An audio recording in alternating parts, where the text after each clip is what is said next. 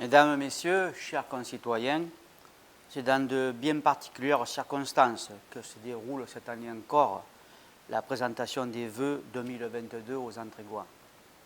Il faut avoir confiance dans notre capacité à vaincre ce virus qui nous interroge cependant sur le mode de développement de nos sociétés mondialisées, sur les questions de politique de santé, de coopération sanitaire, de services publics.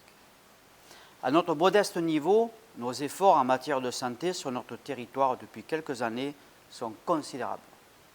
Le laboratoire de biologie que nous avons aidé à s'installer à Entraigues, s'il a changé de propriétaire, conserve un haut niveau d'action. La protection maternelle et infantile est bien présente à Entraigues et nos actions ont favorisé ou permis l'installation de médecins alors que nous étions en situation de désertification. Parmi ces installations, la création d'une maison de santé pluriprofessionnelle est un atout considérable pour notre commune. Outre le lien avec la patientèle, les maisons de santé pluriprofessionnelles ont, de par la loi, en charge d'assurer des activités de soins sans hébergement, de participer à des actions de santé publique, de prévention et d'éducation pour la santé. Nous développerons encore cette maison de santé pluriprofessionnelle en améliorant les locaux situés dans les anciennes écoles et en construisant derrière la mairie de nouveaux cabinets médicaux afin d'installer encore d'autres professionnels de santé. Un recours contentieux contre le permis de construire va malheureusement retarder ce dossier et donc retardera l'installation de nouveaux médecins alors qu'il y en a tant besoin dans ce contexte de pandémie. L'existence de la maison de santé pluriprofessionnelle a permis, après le centre de dépistage, l'ouverture d'un centre de vaccination à Entraigues. 29 700 doses de vaccins ont pu y être injectées à ce jour. Un centre d'appel géré par nos services permet d'obtenir toutes les places nécessaires aux Antrégois et Alténois. Beaucoup de nos concitoyens ont reçu la 3e dose de vaccin et la solidarité de notre ville joue à plein pour l'accueil de milliers de Vauclusiens qui viennent se faire vacciner.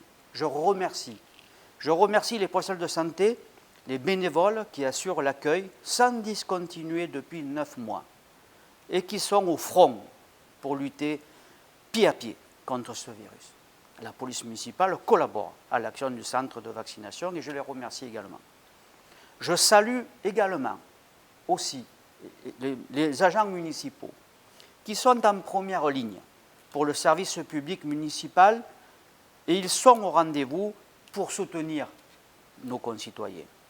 J'ai une pensée particulière pour les agents dans les écoles ou ceux du centre de loisirs et tout particulièrement pour nos agents des services d'entretien qui, avec conscience, parfois plusieurs fois par jour, nettoient, désinfectent des locaux municipaux et les écoles. Je salue également les enseignants qui, malgré la pandémie, assument leur mission éducative auprès des enfants. La France peut être fière des serviteurs du service public qui, dans les moments difficiles, sont présents aux côtés de nos concitoyens. L'ouverture prochaine de la caserne des sapeurs-pompiers renforcera plus encore la protection de nos concitoyens. La présence des sapeurs-pompiers est décisive pour Entraigues. La commune a beaucoup investi aux côtés du service départemental d'incendie et de secours, le SDIS. Nous avons acheté puis cédé gratuitement le terrain d'implantation de la nouvelle caserne. Nous avons payé les raccordements au réseau et financé avec la commune d'Altin-les-Palus 25% du coût des travaux de construction du bâtiment.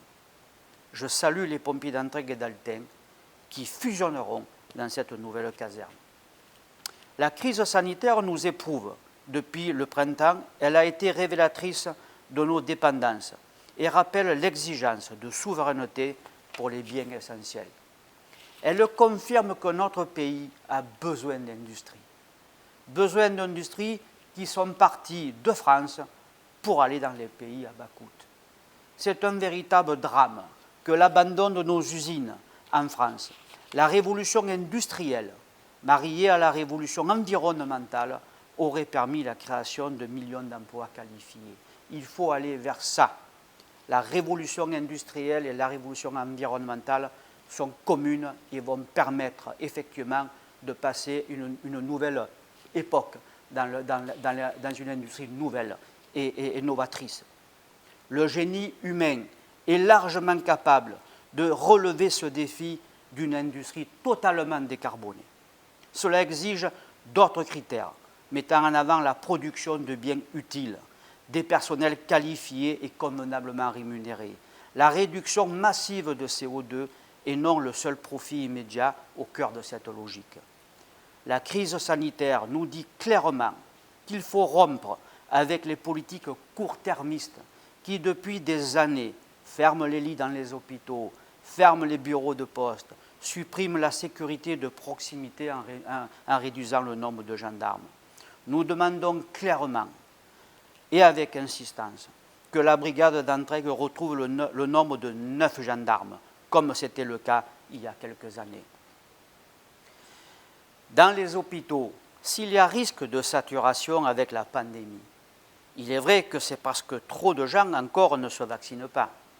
Plus de 80% de ceux qui sont en réanimation ne sont pas vaccinés. Mais il y a risque de saturation également parce que trop de lits durant les années passées, et aujourd'hui encore, ont été et sont encore fermés. Tout juste avant la pandémie, en 2017, après plusieurs plans d'économie, un nouveau plan d'économie de 18 milliards sur notre système de santé a encore supprimé 13 300 lits dans notre pays. Le traitement des communes n'est pas mieux. Malgré cela, nous continuons à Entraigues nos efforts pour que justement le service public puisse s'exercer au mieux. Pour ce qui concerne nos bâtiments scolaires, après une étude approfondie sur le plan environnement et thermique, nous avons engagé un programme pluriannuel de travaux de 1 300 000 € dans les écoles. De puissants investissements dans nos écoles. Isole les combles, isole par l'extérieur, installe des protections solaires, des brises soleil orientables, remplace les menuiseries avec vitrage performant, étanche les toitures terrasses. Nous sommes à l'offensive, tant sur la lutte contre la chaleur dans les bâtiments scolaires que pour le froid, tout en préservant la santé des enfants. Nous avons anticipé en considérant que la qualité du confort dans un bâtiment tient plus à son enveloppe qu'aux équipements thermiques dont il est équipé. En effet, l'air soufflé contient très souvent des bactéries en grand nombre qui sont mauvaises pour les enfants, maladies respiratoires notamment. Les recommandations pour la Covid-19 proscrivent l'utilisation des climatiseurs, même en cas de survenue d'une vague de chaleur. Toujours dans les bâtiments communaux, nous rénovons et agrandissons actuellement l'espace jeunesse et de même, nous améliorons différents locaux communaux. Depuis des années, nous menons une action soutenue pour défendre nos commerces, qui sont concurrencés par l'une des plus grandes zones commerciales d'Europe, située à 4 minutes en voiture d'Entraigues. Malgré cette concurrence commerciale qui fait du mal à nos villes et villages, les Entraiguois prennent conscience qu'ils peuvent maintenir le lien, l'identité de notre commune, pour lesquels les commerces de proximité sont un atout décisif. Notre force est en nous. Acheter local, consommer à Entraigues, et nos commerces se maintiendront, s'adapteront et répondront toujours mieux à votre demande. C'est ce que prouve l'ouverture en 2021 de plusieurs commerces dans notre ville. Vivre et consommer au pays, vivre et consommer à Entraigues ne sont pas des vains mots. Dans un autre domaine, nous mettons résolument en œuvre notre programme municipal et l'action Bien vieillir à Entraigues. Nous venons d'inaugurer récemment la résidence intergénérationnelle Julien Lauprêtre, qui répond aux besoins du handicap, tant celui lié au vieillissement qu'aux populations handicapées. Chaque année, le nombre de personnes âgées et handicapées augmente de 7%. Il faut que nos anciens restent le plus longtemps possible à domicile dans des logements adaptés. Dans cette résidence, nous avons aidé l'ADMR, un des acteurs majeurs du maintien à domicile, à y déplacer ses locaux. Une maison partagée dans les locaux de cette résidence avec son animateur y permet de lutter contre l'isolement des personnes âgées. Avec le Grand Avignon, nous avons aménagé les trottoirs entre cette résidence et le centre-ville. pour faciliter la circulation piétonne des personnes âgées et handicapées vers le centre-ville et ses commerces. Nous allons engager bientôt les travaux de la partie du trottoir qui longe cette résidence côté route de Sorgues. Nous sommes engagés pour une ville plus durable, plus apaisée, avec entre autres l'engagement de piétoniser les avenues de la commune, de réaliser des constructions durables, de maintenir les canaux, de continuer à planter des aires de butinage pour les abeilles, de développer des hôtels à insectes, de mettre en place des bornes de recharge des véhicules électriques. Notre conseil municipal vient de décider d'engager un plan arbre avec la plantation pluriannuelle de plus de 1000 arbres sur la commune. La piétonisation, c'est bon pour la santé, ça ne pollue pas et on peut se parler en marchant. Après avoir réalisé l'an dernier la piétonisation du secteur autour des HLM Le Plan Gendarmerie, puis l'avenue du 11 novembre, nous engageons cette année l'avenue de la Laune. Avec le Grand Avignon, nous y rénovons actuellement le réseau des eaux usées. Ensuite, ce seront les travaux de piétonisation. Les études sont terminées. Nous réglons actuellement les actions préalables, les questions de limites de propriété, d'autorisation, d'acquisition foncière ponctuelle pour réaliser cette piétonisation. Nous avons fait, en concertation avec les riverains de l'avenue de la Laune, le choix difficile de maintenir le double sens. L'investissement n'est pas mince. Cheminement piéton, goudronnage, aménagement de piétonisation représentent plus de 600 000 €. Nous venons de terminer l'aménagement du boulevard Saint-Roch. Là aussi, c'est un gros investissement concernant l'avenue la plus fréquentée d'Entraigues par les enfants qui vont à l'école. Tout ceci pour réduire la place de la voiture, pour que les enfants et parents marchent en sécurité pour une ville apaisée. Il s'agit de combiner la rencontre qui favorise la parole, permet de se dire bonjour et de voir la ville sous ses différents aspects. Nous allons cette année faire les consultations pour engager les travaux de rénovation du parc Mandela. Après la première tranche qui a sécurisé l'accès et le stationnement des parents menant leurs enfants à l'école d'Esnos, nous engageons cette année la seconde tranche en rénovant complètement ce parc. Une troisième tranche améliorera ensuite le parvis de l'école d'Esnos et sa liaison piétonne vers l'avenue de Fossombrone. Comme vous le savez, nous réaliserons un parc de 7000 m² dans le futur quartier-gare. Mais dans le cadre de la révision de notre PLU, nous engagerons la commune à acquérir un autre grand terrain dans le quartier du Moulin d'Étoile pour y réaliser, là aussi, un parc pour enfants. Allobus, son utilisation progresse et peut préfigurer un bus Entraigues-Entraigues. Faites comme de plus en plus d'Entraiguois, utilisez Allobus. Dans le cadre de la renégociation du contrat de concession en cours, le service Allobus sera assoupli, amélioré, pour s'inscrire dans un plan de déplacement encore plus complet pour Entraigues. La zone économique du plan, elle sera agrandie, comme décidé par notre conseil municipal en 2005. La question clé est que cette zone ne devienne pas une zone de transport, une seule zone de transport logistique. Tout poussait à ça, il y a quelques années encore dans ce département. Nous nous inscrivons avec le Grand Avignon dans une autre logique qui vise à relancer l'industrie, à favoriser sur tout le territoire de notre commune l'installation d'agriculteurs et d'installer de l'industrie agroalimentaire dans cette zone qui sera un puissant débouché pour notre agriculture. C'est l'un des points forts de notre programme municipal approuvé par nos concitoyens lors des dernières élections municipales. Par nos efforts d'investissement, notre commune est un acteur économique et un donneur d'ordre important pour nos entreprises locales.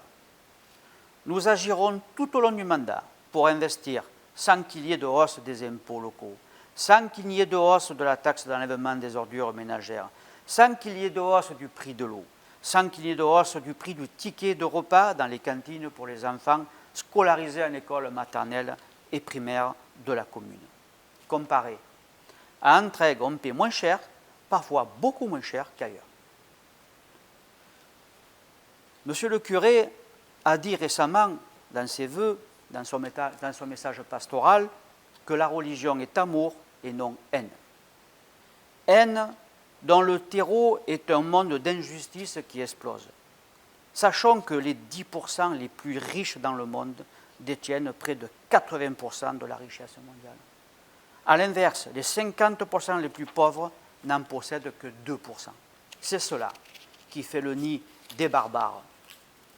Il y a urgence d'accorder des licences gratuites des brevets des vaccins pour vacciner massivement dans les pays pauvres, afin d'éradiquer les variants qui nous reviennent comme des boomerangs. Sachez qu'en France, lorsqu'il y avait la vaccination contre la poliomyélite, il n'y avait pas de brevet. Cela a permis de quasi éradiquer cette maladie dans le monde entier. Permettez-moi de saluer les gendarmes, leurs familles, car ils ont besoin de l'appui familial pour mener une tâche parfois ingrate. Ils ont besoin de l'appui de la population. Ils ont cet appui et l'estime des Antrégois, de leur maire et du conseil municipal. Les policiers municipaux ont également participé avec eux à solutionner des affaires aux côtés des gendarmes. Je les félicite. Je salue les enseignants. On a vu durant le confinement combien leur professionnalisme est indispensable pour l'éducation des enfants. Merci à tous ceux qui œuvrent dans les associations. Ils donnent de la vie à notre commune. Nous continuerons autant que possible à les soutenir, moralement et matériellement. Nous avons mis des locaux municipaux compétitifs et gratuits à disposition de la plupart des associations. Nous serons attentifs à la bonne gestion de ces locaux par les utilisateurs, d'autant plus que le personnel d'entretien est concentré dans les écoles pour désinfecter les locaux et toilettes plusieurs fois par jour. Notre ville compte plus de 80 associations. C'est une preuve de son dynamisme. Elle nous le prouve par leurs résultats sportifs, plus qu'honorables sur le plan national. Nous découvrons chaque année des talents sportifs et musicaux qui font parler d'Entraigues en France et parfois au-delà. Entraigues a du talent. Être Entrégois, être citoyen d'Entraigues, c'est s'occuper de sa ville, de sa propreté, en rentrant sa poubelle et nettoyer autour de sa maison. C'est discuter avec ses voisins, c'est dire bonjour. Engagez-vous. Engagez-vous dans la vie associative. Les associations ont besoin de bénévoles. Entraigues a besoin des Entrégois. Pour ce qui concerne l'action des élus, nous discutons avec la population au travers des visites de quartier annuelles, jamais interrompues et qui connaissent un succès continu. Permettez-moi de remercier mes collègues élus, dont la fonction est quasi bénévole. C'est une chance pour notre pays et nos communes d'avoir ces gens du peuple aux charges municipales, aux responsabilités. Il faut se battre aujourd'hui pour l'existence même des communes qui est menacée. Mesdames, Messieurs, nous voilà donc à l'orée d'une nouvelle année qui sera décisive dans le combat contre le virus. Le vaccin sera l'arme principale pour le terrasser. Prenez soin de vous. Meilleurs vœux pour l'année 2022 à vous et à tous ceux qui vous sont chers. Merci.